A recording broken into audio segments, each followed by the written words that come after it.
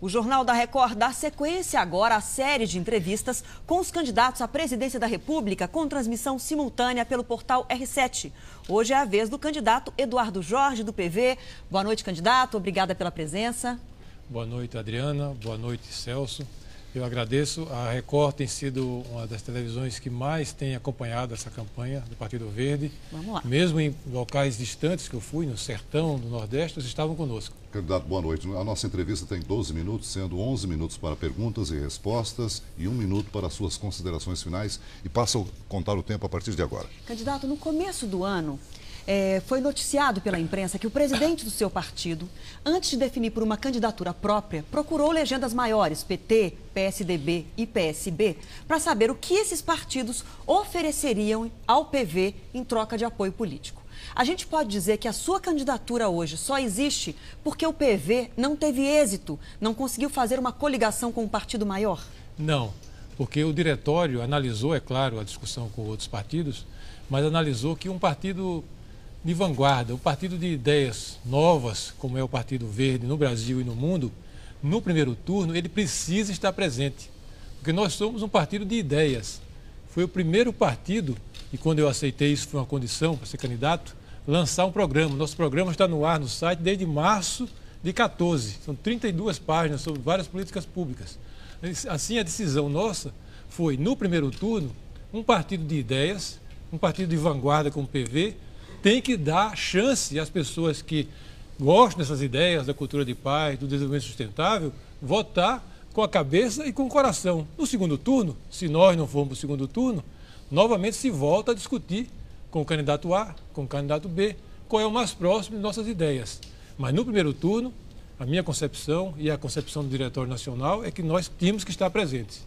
Candidato, em 2010 o PV participou das eleições presidenciais com a candidatura da Marina Silva, que tinha acabado de sair do PT. Na época, na ocasião, o partido abriu mão de bandeiras históricas como a legalização das drogas, do aborto, do casamento gay. Agora, nessa campanha, o senhor e o partido voltaram a defender essas posições. Para o eleitor, não fica a impressão de que o PV muda de opinião de acordo com a época eleitoral? Não, Celso, por quê? No caso de 2010, eu fui da coordenação da campanha e acompanhei todo o processo, fui uma das pessoas que participou do programa, foi uma coligação, porque na verdade existia o PV e existia a instituição Marina. Ela entrou no PV, mas no entanto, na prática era uma coligação.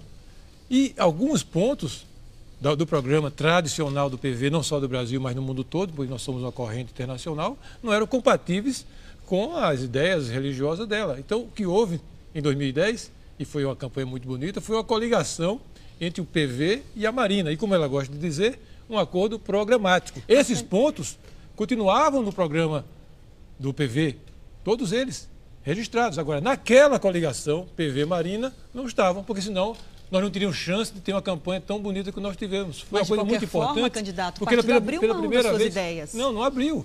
Quando você faz uma coligação, Adriana, um partido A com o partido B, nem sempre o 100% do programa A, do partido A, está na coligação. Isso é uma coligação programática, que foi o que aconteceu em 2010. E por que foi bom para o Brasil? Embora essas bandeiras que você falou do PV, que continuavam no programa original do PV, não puderam ser levantadas por a questão da filosofia religiosa dela, mas, em compensação, a ideia da sustentabilidade foi discutida no Brasil como nunca. Portanto, eu acho que valeu a pena para o Brasil aquela campanha em 2010. Infelizmente, né, o casamento não foi adiante, houve a separação, mas foi uma experiência vitoriosa, acredito, aquela de 2010. Agora, em 2014, nós estamos com o nosso programa íntegro, que é o programa original do PV, não só no Brasil, mas no resto dos países. Candidato, nós temos agora uma pergunta formulada pelo nosso companheiro da Record News, Heródoto Barbeiro. Candidato Eduardo Jorge, o senhor foi secretário da Saúde do PT na Prefeitura em São Paulo, em 2 prefeituras. Na Prefeitura da Marta Suplicy e na Prefeitura de Irondina. E também foi secretário de Meio Ambiente do prefeito Zé Serra e depois do Kassab. Como é que o senhor se manteve no poder, com cargos públicos, mesmo sendo de correntes políticas tão diferentes? Heródoto, obrigado. Eu, no governo da Luísa Erundina, minha querida Luísa Erundina, e no governo da Marta Suplicy, eu era do Partido dos Trabalhadores. E eu era o principal quadro do Partido dos Trabalhadores na área da saúde. Elas pediram que eu deixasse o meu mandato e viesse aqui ajudar a implantar o Sistema Único de Saúde, que é uma causa da minha vida. É claro que eu tinha que vir e vim, coerente com a minha posição e coerente com o meu partido. Em 2003, Heródoto, você sabe que por divergências com a cúpula do Partido dos Trabalhadores, eu saí do PT. Depois de me dedicar quase 20 anos à construção desse partido, quando eu vi que eu não tinha mais confiança na cúpula do Partido dos Trabalhadores, eu saí, não fui expulso, saí pelos meus próprios pés em 2003. Por quê? Porque eu fiquei consciente de que eles colocavam os interesses do partido acima dos interesses da nação. Saí e fui para o Partido Verde, em outro partido. Eu, inclusive, evoluí para uma ideologia ambientalista que no meu partido, dos Partidos Trabalhadores, não era comum. Agora, já no Partido Verde, depois de 2003, quando o Partido Verde apoiou no segundo turno José Serra, ele queria alguém no governo dele do PV, porque foi apoiado por ele no segundo turno, mas queria alguém que tivesse experiência administrativa. E quem é que tinha o PV para oferecer para uma cidade-país de 11 milhões de habitantes com experiência administrativa? Novamente, Eduardo Jorge. Fui chamado e fiquei. Quando o José Serra saiu, naquela obsessão dele de ser candidato a presidente, porque eu, na ocasião, fui o único secretário que foi contra ele sair da prefeitura, achava que ele tinha que cumprir os 4 anos, depois de ser candidato à reeleição e ficar o tempo suficiente para mostrar que o partido dele, social-democrata, tem condição de fazer um programa social, fui contra. Então... Ele nos pediu para continuar com o Gilberto Kassab. Eu continuei e digo para vocês, o programa que nós fizemos aqui em São Paulo, nesses 8 anos na área de meio ambiente, foi um programa de vanguarda. A cidade de São Paulo se projetou no nível internacional e nacional como uma cidade que incorporou a questão ambiental. Portanto, Heródoto, eu acho que eu me comporto sempre coerentemente com a minha ideologia. Era do PT, fui do PT no governo. No PV, participei de um governo onde havia chance de colocar as ideias do PV em prática. A gente compreendeu essa resposta, só para a gente conseguir falar do assunto ambiental agora, então.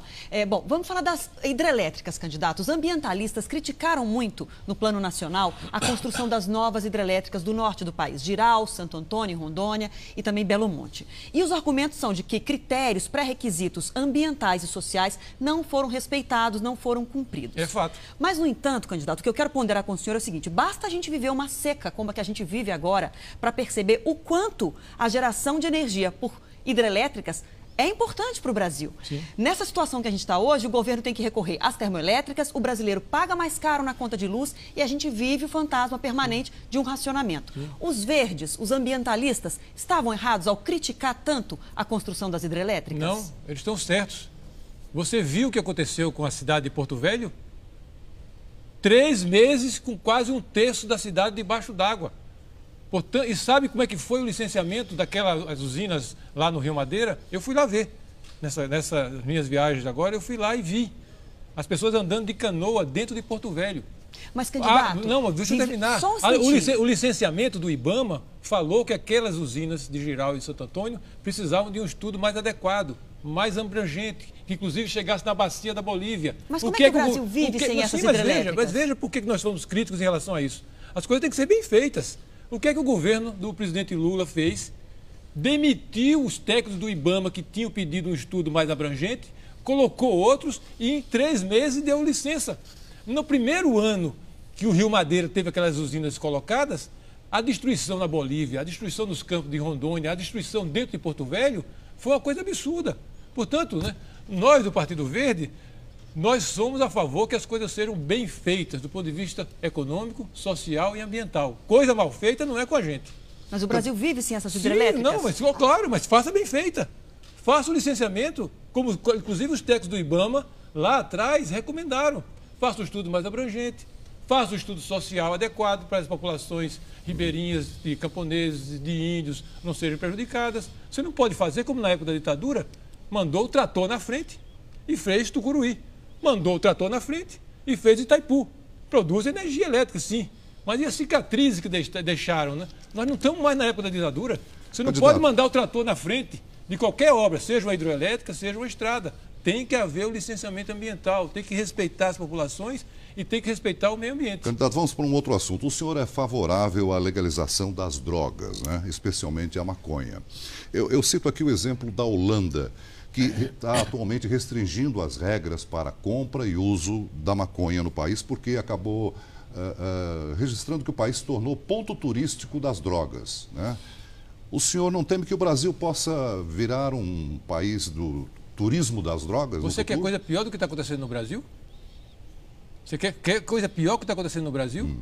Que tem um exército criminoso, a economia do crime, bancando esse poderio dos criminosos aqui e essa epidemia de homicídios. O Brasil perde, Celso, 56 mil brasileiros assassinados por ano. Mas qual a garantia? Qual é o modelo de legalização que o senhor aponta para solucionar esse problema? A gente precisa comparar as coisas, né?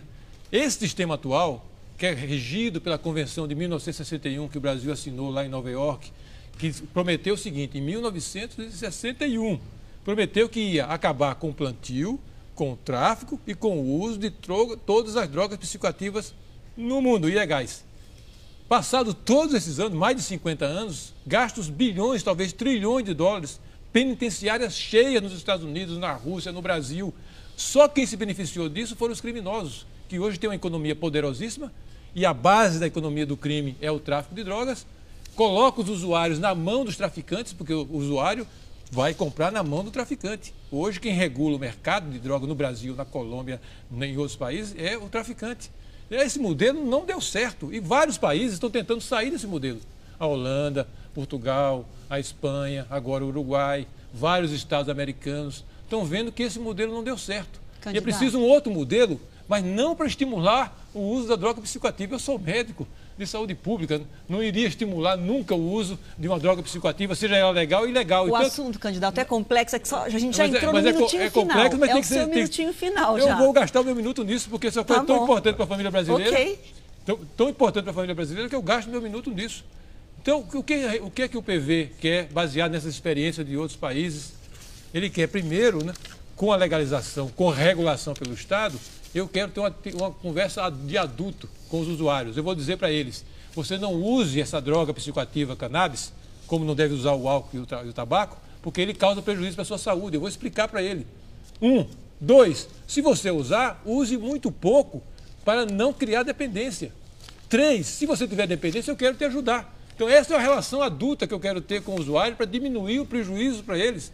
E em relação ao crime, eu quero quebrar a economia do crime. Candidato, eu quero tirar a energia que alimenta. Nós agradecemos Mas a sua presença. Você entendeu então como é uma política abrangente e importante. Sim, muito obrigado. Muito obrigada pela sua presença.